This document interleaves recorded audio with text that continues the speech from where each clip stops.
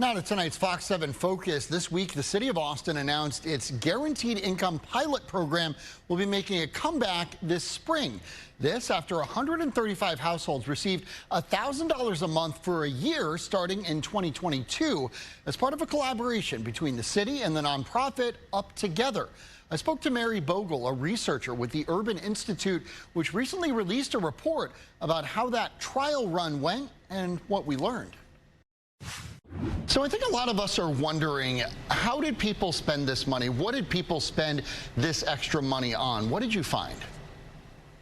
The majority of participants spent the money on rent and spent the majority of their money on rent. And after that, they spent it on basic needs like food and items for their children, and then other bills such as transportation. Some folks saved it. And they had specific reasons for saving it that were often linked to getting a better job, et cetera. And then there was some spending was on sharing with other folks in need, helping out a relative who might have been behind in their rent as well.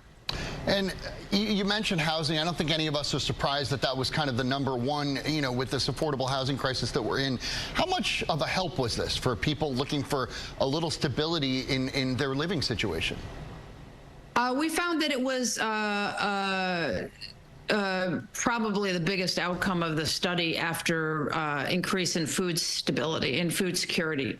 At baseline, we found that less than 50% of participants were caught up on rent, and well over 50% were concerned about being evicted or foreclosed upon within 2 months. After receiving the cash, we saw improvements in both those measures, where well over half of the participants were no longer worried about being evicted or foreclosed upon, and were also caught up in their rent. I understand that you looked kind of beyond the financial impact here, and that there was an effect on people's mental health as well. What did you see here? Yeah. We see this in pretty much all of the cash pilot studies, and I think, and we certainly saw it for the Austin study. There's a big mental health boost almost immediately after receiving the cash, and I think this makes sense.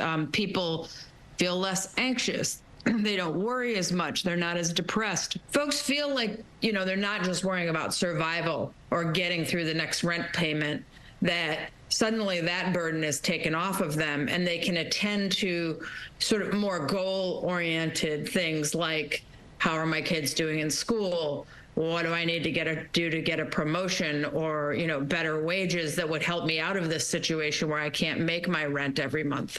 I think a lot of people see the notion of the government giving people money. It sounds like a radical, crazy idea to a lot of people.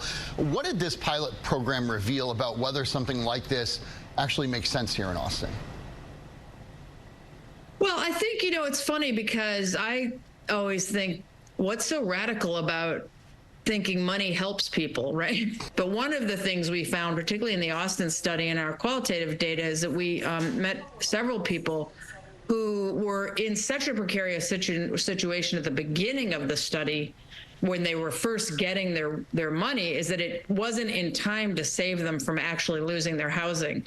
And what we saw for those people is that the guaranteed income helped them, but not as much as it would have helped them had it helped them to retain their housing in the first place.